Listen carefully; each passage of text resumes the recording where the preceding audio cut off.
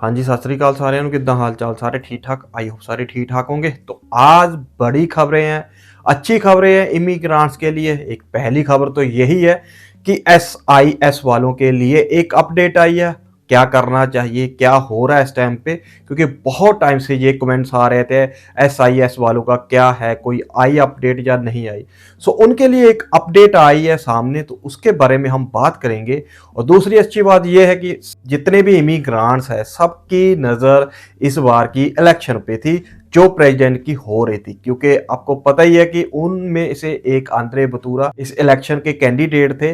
वो इमिग्रांट्स के विरुद्ध कार्रवाई करते हैं, जो भी राजनीति करते हो इमिग्रांट्स के खिलाफ करते हैं। सो इसलिए सब इमिग्रांट्स इस चोन की तरफ देख रहे थे नतीजे क्या आएंगे। सो जो आप चाह रहे थे वही कुछ हुआ। अंटोनियो जोस सुगुरो साहब जीते हैं जो आप चाह रहे थे। सो इसके बारे में बात करेंगे। अच्छी न्यूज़ आ रही है।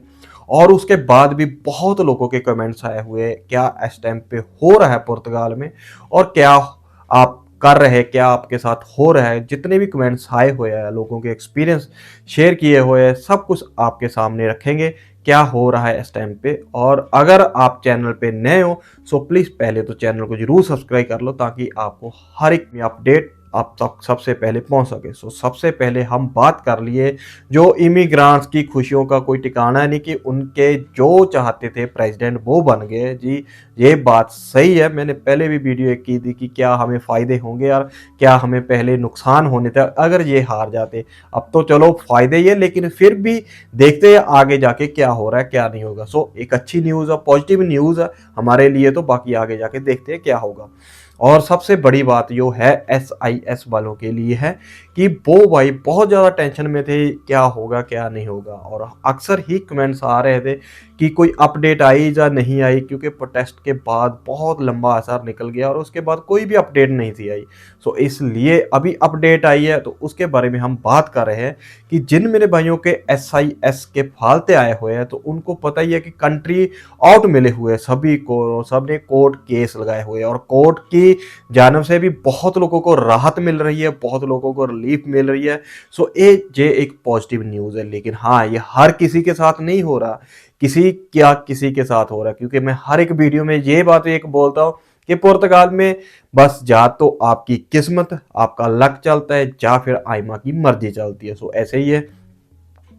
बहुत लोगों को ये सीन हो रहा है कि कोर्ट में जिनके केस लगे हुए हैं, जब आपका केस आइमा में जाता है, जब आइमा आपको फालता देती है कि आपका किसी भी कंट्री में SIS का फालता आया है, आप उस कंट्री में थे वहाँ पे। सो वहाँ पे अब क्या हो रहा है कि जब आप उस कंट्री में थे, जब पकड़े गए, जब आपका आप फिंगर लिए, उसके बाद आप वहाँ से निकल आए, जो कैंपों में छोड़ दिए, तो उसके बाद जो SIS में नाम होता है वो थोड़े टाइम के बाद डालते हैं। और जब आइमा में आपने फाइल लॉ की थी उस टाइम पे आपका नाम SIS में नहीं था, थोड़े दिनों के बाद SIS में नाम आपका डाल दिया गया, जैसे 6 मंथ के बाद। सो जब आपने फाइल लॉ की थी तो उसके बाद आपका वहाँ पे SIS शो हो रहा है। तो आपको क्या करना है, अपने प्रूफ इकट्ठा करने हैं। तो जी हाँ, आपने सब जगह देख लिया होगा और सुन भी लिया होगा, लेकिन आपको वो प्रूफ कौन कौन से चाहिए, क्या क्या डॉक्यूमेंट चाहिए कि आपको ये SIS से मुक्ति मिल जाए, छुटकारा मिल जाए, क्योंकि बहुत ज़्यादा परेशान किए हुए हैं। क्योंकि इस बात के लिए सब एग्री करते हैं कि हाँ ठीक है, जो SIS जो क्रिमिनल है उनको सज़ा मिलनी चाहिए, उनको काट दो ना दो, उनको चाहे जेल में भी डालो। लेकिन जो इनोसेंट लोग हैं, जो एजेंटों को भी लुट के आए, उनको भी पैसे दिए उन्होंने 10 से 15 लाख रुपया, और फिर इतनी ज़्यादा परेशानियां कठिनाइयों के साथ जंगलों में से निकल निकल के जहाँ तक पहुँचे हैं, और जहाँ पे भी आकर चैन नहीं मिला, जहाँ पे भी आके उनको 12-12 13-13 घंटे काम करके सैलरी आप सबको पता ही है कितनी मिल रही है। आप कमेंट करके खुद ही बता दोगे कितनी कितनी सैलरी पे काम किया है, क्योंकि खुद को मैं बहुत को ऐसे ही जानता हूँ जिन्होंने फ्री में काम किया है, सिर्फ और सिर्फ रहने और खाने में काम किया। क्योंकि 2022 में लोग आ ही इतने गए थे कि इतनी ज़्यादा भरमार, इतनी ज़्यादा ओवरलोड हो गया था पुर्तगाल एक तरफ से। तो जब जहाँ पे आए थे इमिग्रांट्स, तो इसी वजह से बहुत ज़्यादा हलचल हुई, इमिग्रांट्स को हाईलाइट किया गया, बहुत कुछ हुआ उसके बाद। सो जो 22 और 23 की डोंकी लगी थी उसी के बाद हुआ था। लेकिन अब आपके पास एक सुनहरी मौका है। अब फिर से आइमा एक पोर्टल तैयार करेगी, फिर से आइमा आपको फालते सेंड करेगी। और जिनके 2022 में फाइल लॉक है और जिनके पास कोई ना कोई प्रूफ है, वो चाहे आपका टैक्स हो, या आपका कॉन्ट्रैक्ट हो, या फिर कोई भी ऐसा आपने मोबाइल खरीदा है, या आपको कोई चलान हुआ, आपने बिना टिकट के सफ़र किया, या आपने कोई टिकट बाय की थी तो उसकी रसीद है, या आपने बैंक खुलवाया था, बैंक की स्टेटमेंट, बैंक के ऑनलाइन जो भी आप परचेज करते थे पुर्तगाल में, सो सभी प्रूफ अपने साथ रख लीजिए। कोई डॉक्टर के पास गया, किसी ने कुछ करवाया, जो भी था, आपको एक फाइल तैयार करके रखनी होगी। जी हाँ, जैसे ही ये बात आगे बढ़ती है, आइमा इस चीज़ को और कंटिन्यू रखती है, तो आपके लिए ये बहुत ही अच्छी बात होने वाली है और ये अच्छी न्यूज़ है। आपने बहुत जगह देख भी लिया होगी। और वैसे भी जो SIS में जो लड़ाई लड़ रहे हैं सबसे आगे, पाऊ अपने पाजी जो सबसे आगे है, तो आपको सबको पता ही है, उन्होंने भी एक वीडियो बना के खुद लोगों को संबोधन किया था कि ऐसे ऐसे आप करो। आई थिंक आपने वो वीडियो नहीं देखी होगी, तो इसलिए मैं आप बना रहा हूँ। और बहुत लोगों की ये भी थी कि हिंदी में वीडियो जरूर बनाना, सो इसलिए मैं हिंदी में बना रहा हूँ, क्योंकि पंजाबी हमारे पंजाब में चलती है, बहुत लोगों को हिंदी नहीं आती। और जहाँ पे इंडिया से बहुत लोग ऐसे हैं जो हिंदी ही समझ पाते, जैसे कि नेपाली हो गए, बंगाली भाई हो गए, अपने आधे तो पाकिस्तानी पंजाबी समझ लेते, आधे नहीं समझते। और हमारे इंडिया में भी बहुत लोग ऐसे हैं जो पंजाबी नहीं समझते, जैसे हरियाणा के हैं हमारे, या और स्टेट से हैं जिनको नहीं समझ आती। सो इसलिए मैं ट्राई कर रहा हूँ। आई होप अगर मैं वीडियो किसी की हेल्प के लिए बना रहा हूँ तो कम से कम उनको समझ आनी चाहिए, फिर ही वीडियो बनाने का कोई फ़ायदा है। बाकी हमारे पंजाब के देसी भाई तो सब कुछ समझ लेते हैं, वो जुगाड़ ला ही लेते हैं, उनको कोई टेंशन नहीं होती किसी प्रकार की। बाकी फिर भी अगर कोई हो ही ऊपर नीचे तो आप अंडरस्टैंड कर ही लेना, पंजाबी हिंदी मिक्स चलता ही रहता सारा कुछ। और ये चीज़ निकल के सामने आ रही है। आई होप SIS वालों को ये चीज़ समझ में आ गई होगी। अब उनको क्या करना है, फाइल अपनी रेडी करनी है, पूरे डॉक्यूमेंट अपने तैयार करके रखने हैं, जब से आए हैं उनको पूरा प्रूफ वो रखने हैं शाम के। और उनको बहुत जल्द आइमा राब्ता करेगी।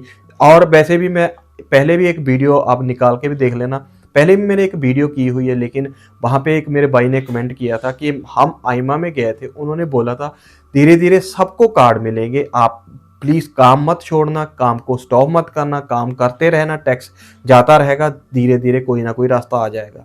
सो मुझे लगता अब ये रास्ता आने लगा है और धीरे धीरे लोगों को कार्ड्स देना स्टार्ट कर देंगे। क्योंकि नहीं तो अगर कंट्री आउट मिला 20 दिन, लोगों को एक एक साल हो गया, सरकार के पास सब कुछ है, पुलिस के पास कहाँ पे रहते हैं, जुनते आपके लगे हुए, काम का एड्रेस आपका है, कहाँ पे काम करते हो। अगर इनको आपको डिपोर्ट करना ही होता या आपको डिटेन करना ही होता तो आपको कब का कर चुके होते। और पहले तो इतनी बड़ी गिनती है, इतने ज़्यादा लोग हैं, इनको डिपोर्ट किया ही नहीं जा सकता। तो दूसरी बात यह है कि इनको खुद इमिग्रेंट्स की कमी खल रही है, बहुत ज़रूरत है यहाँ पे। और यही एक मानना है कि आपको धीरे धीरे करके, हाँ, लेकिन यह है कि आपके पास आपके साथ ज्यादती हो रही है, जलील किया जा रहा है, आपको बहुत ज़्यादा मुश्किल का सामना करना पड़ रहा है। लेकिन आप हौसला मत रखिए, बाबा नानक सब दी चढ़दी कला रखूँगा, बहुत ऊपर वाला जल्दी सुनेगा, क्योंकि आप हार्ड वर्क कर रहे हो, मेहनत कर रहे हो। तो SIS वालों के लिए यही एक अपडेट है। और मैं चाहूँगा कि अगर छोटी सी भी कोई ना कोई आस की किरण दिखती है तो बहुत हमारे लिए काफ़ी होती है। तो इसीलिए ये मैं वीडियो बना रहा हूँ। बहुत भाइयों के ये कमेंट आए थे SIS वालों को लेकर, और मैं चाहता हूँ और मैं आप होप करता हूँ और आपको विश्वास दिलाता हूँ कि भगवान जल्दी ही सुनेगा और जल्दी ही बहुत बड़ी अपडेट आएगी अब SIS वालों के लिए। और आप ये गलती मत करना कि आप टैक्स ना डालो, कहीं किसी से बात कर लो कि टैक्स मुझे पे करे, मैं टैक्स नहीं पे करना चाहता, आप काम वहीं पे कर रहे हो, तो ये गलती आप मत करो। आप जो भी टैक्स जिन्होंने रुकवाए या नहीं रुकवाए तो आपने कंटिन्यू कर, तो बहुत जल्द अब सिर्फ आपकी बारी आने वाली है। आई होप आप समझ चुके होंगे। और इसके बारे में अगर आपको कुछ भी पूछना हो या बताना होगा जो ज़रूर बताना। और बहुत भाइयों के ये कमेंट आया है कि जो वर्क वीजे पे आते हैं उनके बायोमेट्रिक कब होते हैं। तो पहली मैं बात बता दूं कि अभी बहुत ज़्यादा शॉर्टेज चल रही है, बहुत ज़्यादा प्रॉब्लम आ रही है, लोगों को बायोमेट्रिक की अपॉइंटमेंट ही नहीं मिल रही। लोगों को 7-7 8-8 मंथ हो चुके हैं और वो डर रहे हैं कि हमें पुलिस चेकिंग के दौरान कोई परेशानी ना हो। सो उनको बहुत ज़्यादा परेशानी आ रही, समझ नहीं आ रही है। आइमा बोल रही है कि हमारे पास प्रेशर नहीं है, हमने सब लोगों को रिलीज़ कर दिया, लेकिन अभी तक फिर भी इन लोगों को क्यों नहीं अपॉइंटमेंट्स मिल रही है। और एक मेरे भाई का ये भी कमेंट था कि बायोमेट्रिक होने के बाद हम काम चेंज कर सकते हैं या नहीं। सो मेरी यही एक राय है कि अगर आपने बायोमेट्रिक हो चुके हैं और वर्क परमिट वालों को बहुत ही जल्द कार्ड आता है, मैं ऐसे लोगों को भी जानता जिनका एक एक हफ्ते के बाद कार्ड रिसीव हो गया, तो आप जल्दबाजी मत करना, आपका बहुत ही जल्दी कार्ड आएगा। एक मंथ के अंदर अंदर कार्ड आपका आ जाएगा। वर्क वीजे वालों का बायोमेट्रिक के बाद बहुत जल्दी कार्ड आ जाता है। और वैसे भी अब जो भी बैकलॉग लगा था वो निकल चुके हैं, और वैसे भी आज जो कार्ड आ रहे हैं 15 मंथ के बाद, जिन्होंने बायोमेट्रिक जिन्होंने आज छोड़ रखी थी, उन मेरे भाइयों के भी कार्ड रिसीव हो रहे हैं। आए दिन किसी ना किसी का कमेंट आ रहा है, खुद भी आप कमेंट करके रहा करो, करते रहा करो, और अपने केस के बारे में अपडेट रहा करो, पूरा क्या केस है आपका क्या नहीं है, इसके लिए आपने पूरी अपडेट रखनी है, चाहे वो आपका लॉयर हो या फिर खुद आईमा में जाना पड़े। आई होप बाकी इसके बारे में जो भी आपकी राय होगी या आपका खुद के एक्सपीरियंस होंगे तो वो खुद आप कमेंट करके बताना, और इस वीडियो को ज़्यादा से ज़्यादा लाइक कर देना, शेयर कर देना, और इस चैनल को सब्सक्राइब करना मत भूलना, ताकि आपको हर एक नई से नई अपडेट मिलती रहे। और बाकी हिंदी पंजाबी कैसी लगी आप अंडरस्टैंड कर ही लेना, बाकी जरूर जरूर चैनल को सब्सक्राइब कर लेना।